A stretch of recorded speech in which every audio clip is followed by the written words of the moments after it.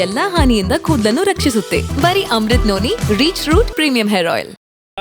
ಬಹುಶಃ ನಿನ್ನೆಯಿಂದ ಸ್ವಲ್ಪ ಕಡಿಮೆ ಆಗಿದೆ. ಕಳೆದ ಒಂದು ತಿಂಗಳಿಂದ ಬೆಳಗ್ಗೆಯಿಂದ ರಾತ್ರಿವರೆಗೂ ಈ ಒಂದು ಪ್ರಜ್ವಲ್ ಅವರ ಪ್ರಕರಣದ ಬಗ್ಗೆನೇ ಹೆಚ್ಚಿನ ಮಹತ್ವಗಳು ದೊರಕಿ ರಾಜ್ಯದಲ್ಲಿ ಹಲವಾರು ಸಮಸ್ಯೆಗಳನ್ನು ಎದುರಿಸ್ತಾ ಇರತಕ್ಕಂಥ ಜನಸಾಮಾನ್ಯರ ಪರಿಸ್ಥಿತಿಗಳ ಬಗ್ಗೆ ಚಿಂತನೆ ಮಾಡಲಿಲ್ಲ ಸರ್ಕಾರಗಳು. ಅದ್ರ ಜೊತೆಗೆ ಈ ಸರ್ಕಾರ ಈ ವಿಷಯವನ್ನೇ ದೊಡ್ಡದು ಮಾಡ್ತಕ್ಕಂಥದ್ದಕ್ಕೆ ವ್ಯವಸ್ಥಿತವಾಗಿ ಸಂಚು ನಡೆಸಿರ್ತಕ್ಕಂಥದ್ದು ಇದೆ. ಇಲ್ಲಿ ಇವತ್ತು ನಾನು ಹಲವಾರು ಹಿರಿಯರ ಒಂದು ಸೆಂಟ್ರ್ ಪೇಜ್ ಆರ್ಟಿಕಲ್ಗಳನ್ನು ನೋಡಿದ್ದೇನೆ. ಹಲವಾರು ಸಂಘ ಸಂಸ್ಥೆಗಳ ಒಂದು ಪ್ರತಿಭಟನೆಗಳು ಮತ್ತು 30ನೇ ತಾರೀಕು ಒಂದು ದೊಡ್ಡ ಮಟ್ಟದಲ್ಲಿ ಹಾಸನದಲ್ಲೇ ಒಂದು ದೊಡ್ಡ ಒಂದು ಸಭೆ ನಡೆಸಬೇಕು ಅಂತಕ್ಕಂಥದ್ದು ಏನಿದೆ. ನನ್ನ ವೈಯಕ್ತಿಕ ಅಭಿಪ್ರಾಯ, ನಾನು ಯಾರನ್ನೂ ರಕ್ಷಣೆ ಮಾಡ್ತಕ್ಕಂಥ ಪ್ರಶ್ನೆ ಇಲ್ಲ. ಇವತ್ತು ಈ ಒಂದು ಪ್ರಕರಣದ ಬಗ್ಗೆ ಪರಾಮರ್ಶೆಯನ್ನು ಮಾಡ್ತಕ್ಕಂಥದ್ರಲ್ಲಿ ಯಾವ ರೀತಿ ನಡೆದಿದೆ. ಈಗ ಸಂಕಷ್ಟದಲ್ಲಿರ್ತಕ್ಕಂಥ ಮಹಿಳೆಯರಿಗೆ ಸರ್ಕಾರ ಸಾಂತ್ವನ ಹೇಳಬೇಕು ಅಂತ ಹೇಳ್ತಾರೆ. ಯಾವ ರೀತಿ ಸಾಂತ್ವನ ಹೇಳ್ತಾರೆ ಸಂಕಷ್ಟದಲ್ಲಿರ್ತಕ್ಕಂಥ ಮಹಿಳೆಯರಿಗೆ?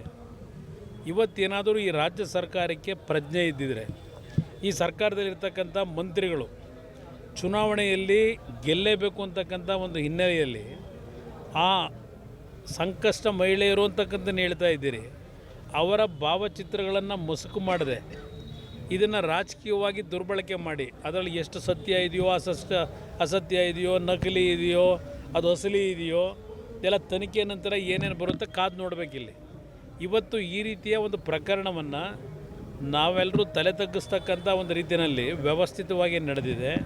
ಇವತ್ತು ಸರ್ಕಾರಕ್ಕೆ ಸ್ವಲ್ಪ ಕನಿಷ್ಠ ಪರಿಜ್ಞಾನ ಇದ್ದಿದ್ರೆ ಇವತ್ತು ಯಾರೇ ತಪ್ಪಿತಸ್ಥರಲ್ಲಿ ತನಿಖೆ ಆಗಬೇಕು, ಆ ತಪ್ಪಿತಸ್ಥರಿಗೆ ಶಿಕ್ಷೆ ಆಗಲೇಬೇಕು.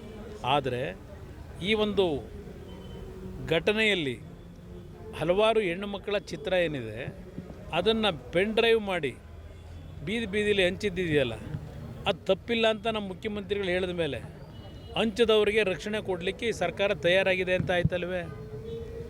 ಈಗ ಏನು ಸಂಕಷ್ಟದಲ್ಲಿರ್ತಕ್ಕಂಥ ಮಹಿಳೆಯರಿಗೆ ಸಾಂತ್ವನ ಹೇಳ್ತೀರಿ ಸರ್ಕಾರ?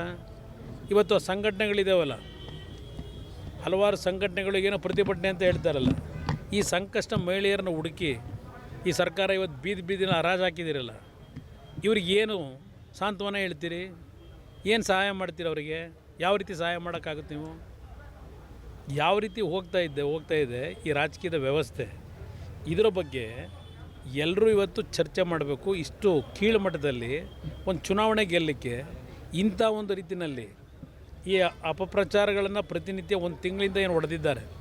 ಇದೇ ವಿಷಯ ಬಿಟ್ಟರೆ ಬೇರೆ ಏನೂ ಇಲ್ಲವೇ ಇಲ್ಲ. ಹಲವಾರು ಪ್ರದೇಶದಲ್ಲಿ ರೈತರು ಬೆಳೆದಂಥ ಬೆಳೆಗಳು ನಾಶ ಆಗಿದೆ.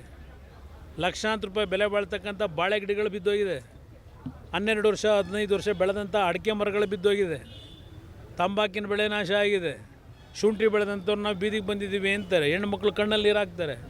ಇದೆಲ್ಲ ಮರೆತು ಇದು ಒಂದಕ್ಕೆ ದೊಡ್ಡ ಪ್ರಚಾರ ಕೊಟ್ಕೊಂಡು ಹೊರಟಿದ್ದೀರಿ. ಏನು ಸಾಧನೆ ಮಾಡ್ತೀರೀಗ ಸರ್ಕಾರ? ನೀವು ನಿಜಕ್ಕೂ ತಪ್ಪಿತಸ್ಥರನ್ನ ಕಂಡುಹಿಡಿದು ತಪ್ಪಿತಸ್ಥರಿಗೆ ಶಿಕ್ಷೆ ಕೊಡ್ತೀರಾ? ಆ ಶಕ್ತಿ ಈಗ ನೀವು ನಡೀತಿರ್ತಕ್ಕಂಥ ನಿಮ್ಮ SITಯಲ್ಲಿ ಮಂತ್ರಿಗಳಿಗೆ ಕೇಳ್ತೀನಿ, ಆ ಒಂದು ವಾತಾವರಣದಲ್ಲಿ ನೀವು ತನಿಖೆ ನಡೆಸ್ತಾ ಇದ್ದೀರಾ?